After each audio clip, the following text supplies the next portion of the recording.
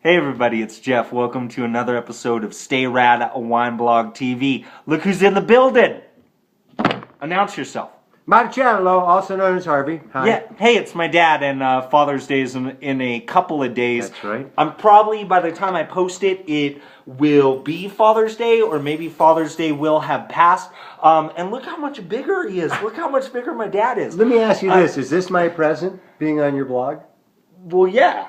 Well, no, I also I bought some wine at one of your... It's amazing to me that Reno, Nevada has so many awesome wine shops, and the greater South Bay of the San Francisco Bay Area has some, but I think you guys have some of my favorites. So well, I stopped by one of your local wine shops, and I'll put a link down below to pick up something, because they've always got just cool, interesting wines, stuff that you're not normally going to find at your normal grocery store, but it's wine that has a story, right? And what I want to do, I thought what would be fun, maybe another gift for you, Dad, is that I'm going to show you how to properly open a bottle of wine. You just break off the top. No. Okay. The first thing we need is a bottle opener. So could you go get one real quick? Forgot, didn't you? Be quick. I'm not editing here.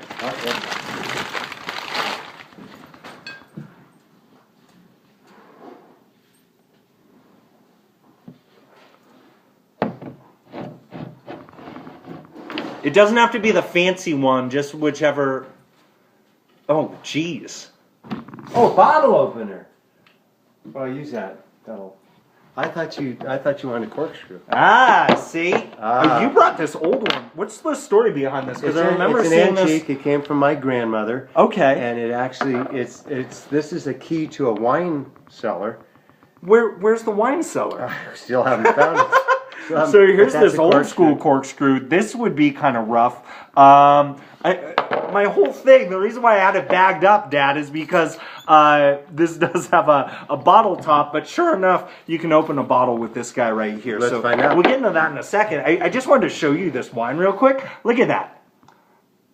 Read it and translate, please. Oh, you want me? Yeah. Semplicemente vino, bellati rosso. So, simply wine. Bellatori is the name of the family that owns this company. Red. Rosso means red. So it's simply red wine. Now, read that. Do you know what that is? Yeah, biodynamic. Well, yeah, biodynamic. And we'll talk about what that is. Naturale. Natural. And autentico. Authentic. Yeah, right? It sounds pretty easy. This right here, I picked it up at a local shop for $16. Essentially, this is a natural wine from Italy. This is a 2011. Let me dismiss that whole thing. You know, sometimes there's little drawbacks from doing this on an iPhone. But so let me. Oh, where did I put my receipt with all this info on it? Where's the bag? The bag. Oh, all right. So. What was I gonna say? Oh, what's this like region right here? Have you heard of Ligurici? It's from Liguria. Liguria, which is the Ligurian Sea. I've been there and it's beautiful. It's just south of Piedmont, right? Piedmont. It's just north of Pisa. Which is also part of, Is that where the Leaning Tower is? Yeah, it's where the Leaning Tower is. It's just north of there. And it's just east of the south of France. Yes, it is. Yeah, it's actually south of the south of France. And there's a little sea right there? Right? Ligurian Sea. So, I mean, when we talk about this wine, and I'm sorry, I didn't mean to interrupt. Okay. Go ahead, Dad. No, that's it. What else were you going to say? I'm going to open this up real quick. So this how do you... Maybe that doesn't work. Okay. Hey, what do you know? So, the producer here, I guess that house is called Cascina degli Ulivi Bellotti. Degli Ulivi, and Bellotti is the family. They've owned it since the 1930s, and Stefano Bellotti, he's the guy that's running the show right now. This is made of a composition of 80% Barbera, 20% Dolcetto, and this is a natural wine. Have I talked to you about natural wine before, Dad? Yes, you have. And so what do you remember when we were saying, like, what does it mean It if doesn't I say, have any of the clarifying agents in it, the bisulfates, the disulfates, that stuff. Yeah, really the idea when we talk about a natural wine, and for some of you wine geeks out there, you hate the term. I kind of like it, just because it speaks So to it might be a little cloudy. Is that true? It could be. It speaks to essentially a philosophy of winemaking. Have you ever heard of biodynamic before? Because that's kind of mentioned it. It's becoming more and more popular in the United States. So you know what it means to farm organically, right? Yeah. So what if we took it to the next level where we talked about farming not just organically, but also in sync with the cycles of the moon and with nature and with Mother Earth? What if I told you... You could tell me that, yeah. That part of the practice was essentially on this land I should be raising cattle, right?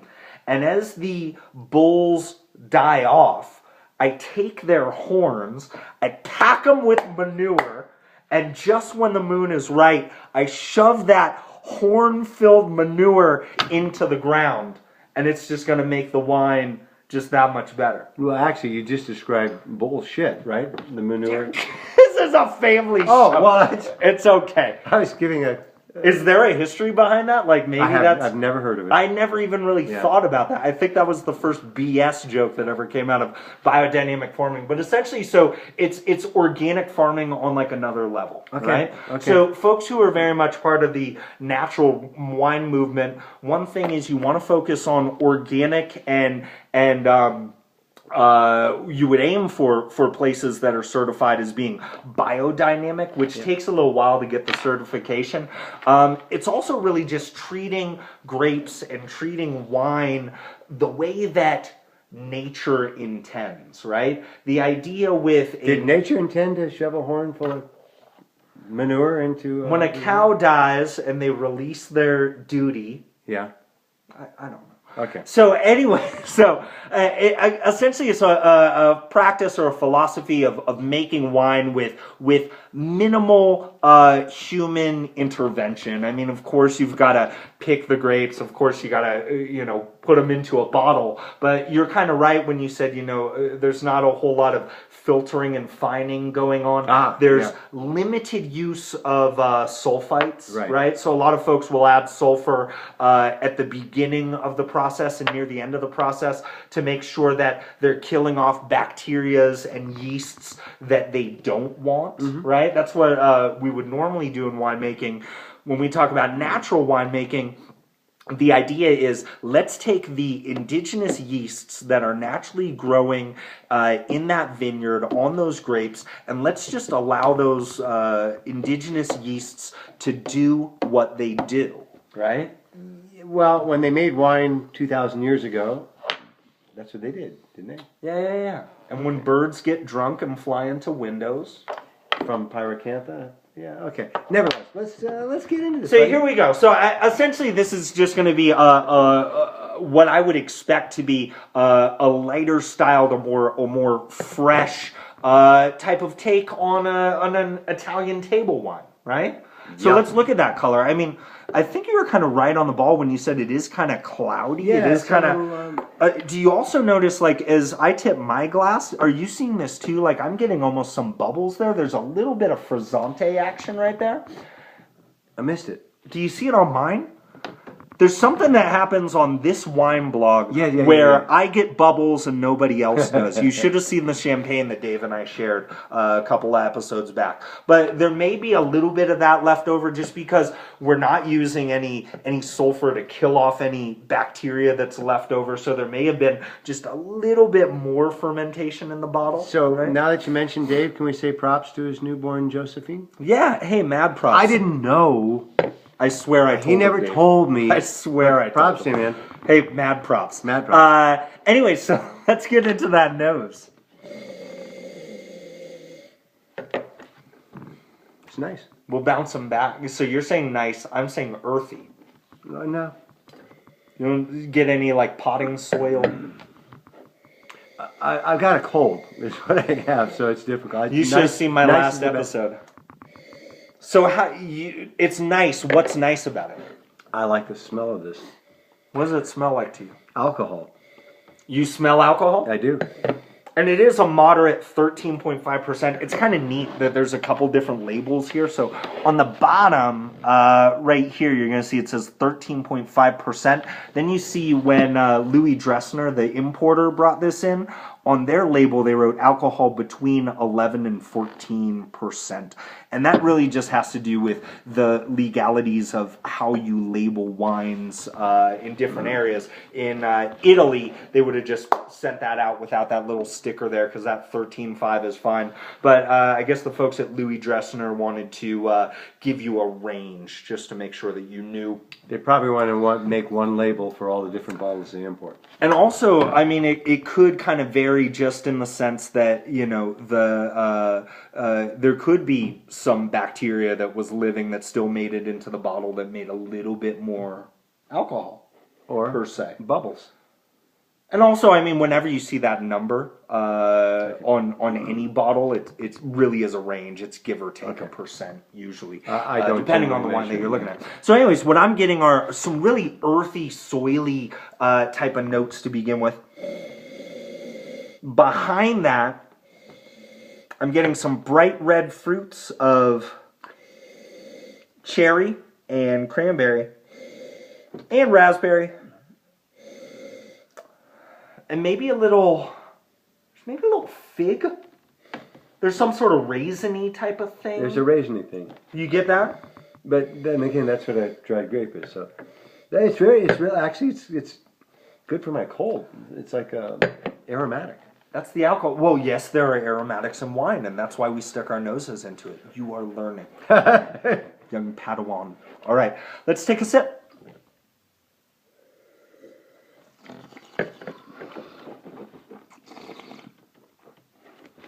This is really mellow and smooth, period. It doesn't have any backbite. It is smoother than it looks, much smoother than it looks, period. You are showing to me right now exactly how dulled your senses are right now. Really? Well, like I said, I would definitely say it's a well-rounded wine, right? What I'm noticing, along with, and again, those really like earthy, soily type of notes are showing up, and as expected from just like a down-to-earth, natural type of wine, right? I kind of want that funk that's in it. I want what nature's given me, right? It's just, but I'm missing something because it's quite good. No, it is. It's really good. But also what I'm getting there's a whole lot of like black peppery, spicy notes with that little fizz that's in the, did you get any of the fizz? No, did you man, feel any of that? there is a little bit of a fizz there. And I almost feel like you have any of your like your Woodbridge laying around, like, and we could just compare the mouthfeel, because there is a little bit of a fizz going on, and it's making these just like little black pepper flakes just bounce around in my mouth, Dad. Cool. Speaking of Pepper's over there in they essentially have turned this house into a animal shelter. And one of the dogs is named Pepper. There is a dog named Pepper. There's also a diabetic cat that they give insulin shots to. That's right. And it's a good time around this house. Yeah.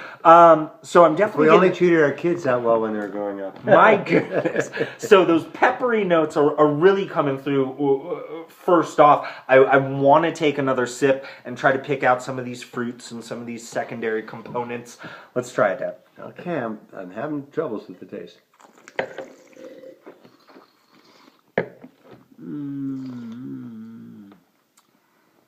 I held it on the end of my tongue and I taste cherry. I am getting those cherries. Still is as smooth as can be. This is actually the best you've ever given me for a tasting. It was only like, after tax, maybe $17. Yeah, and they had, I'm pretty sure they had a couple cases just laying around there. Wow. I mean, it's Italian.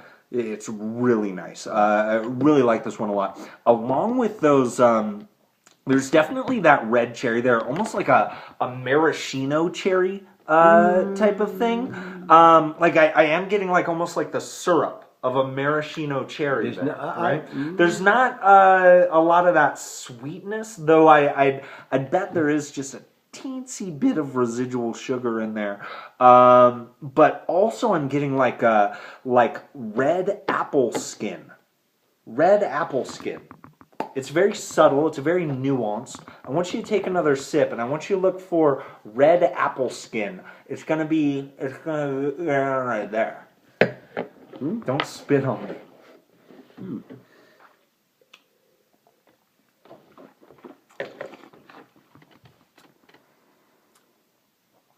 Best I can do is maybe. Moderate acidity, moderate tannins. This is definitely a wine that is meant to be consumed young. So as a 2011 here, I would drink it before. You could probably go like halfway into 2014 and be okay with this. I'm certain it would be kind of fun to see what this looks like a couple years down the road, and some folks on a whole would say there's not a whole lot of ageability that comes with natural type of wines. It'd be kind of fun to look back at this one because, you know, I think the acidity is there and the alcohol is there really as a preservative to allow this to mature over the next couple of years. But it's drinking great right now. You really like this a lot. Huh? I do, and remember, this is a bottle cap. This is we used a beer opener. So not a screw top, not a cork, but a bottle cap. Yeah. I like that. Now, let's try My that again. good. Okay. Good job. So, I mean, have you learned anything today? What's your take on alternative closures? Like, I mean, does that change the way that you look at it? No, because, I mean, once you've opened the bottle, you drink it, you kind of forget what it closed it with. But I would buy this hands down. I mean, I'd buy this in a minute. Like, if you saw this in a store, I mean, I know that I just showed this to you, but if you saw this at your local wine shop with a bottle cap on top, would you stay away from it? Yeah, I would. Because I just don't know. I'm just... Doesn't it almost make you want to try? Not when I've got you around. You'll try it for me. So, no, this is good. Bottle cap, this is great. This is fabulous. How do you feel about, like, screw tops? You a fan of screw top wine? No, I know back in your day, like, if a bottle of wine had a screw top on it, that meant it was it cost you $2 at the bodega down the street, right? Yeah, and it also meant that you didn't need to have to find a bottle opener anywhere. You could just unscrew it. But Word. yeah, word. It was good. I'm really glad that you like this, Dad. Sometimes he hates I love it. You know what I'm dying for is we've got some Hoffman's extra sharp cheddar cheese in the refrigerator, and damn, I want to cut some of that out right You want to cut the cheese? No. Let's wait till after we end this video. Thanks. Wait. Can I say something else? Yeah. Okay, props to my brother Art, who's always watches the video. He's kind of recuperating from a little surgery. And was there anything else I wanted to say? No, well, that was awesome. I totally Art. Forgot to mention it. Yeah. And Uncle Art, I do hope. Oh, he gets yeah, better the other soon. thing was I asked Jeff if he'd let me play the clarinet on the blog, and he said no. So if you guys actually like to vote and hear me play the clarinet on the blog, That's a perfect question for the show. Do you want to hear Marcello play the clarinet, and what do you want to hear him play? oh, I'll play some really nice stuff. I think that would be awesome. Also, tell us what you think about natural wine. This was my first Italian natural wine, so I was kind of happy to taste that. Yeah. Hey, till next time, everybody. Peace out. Is that no, what do we say? What's the name of the everybody? Jeff is rad. Close enough.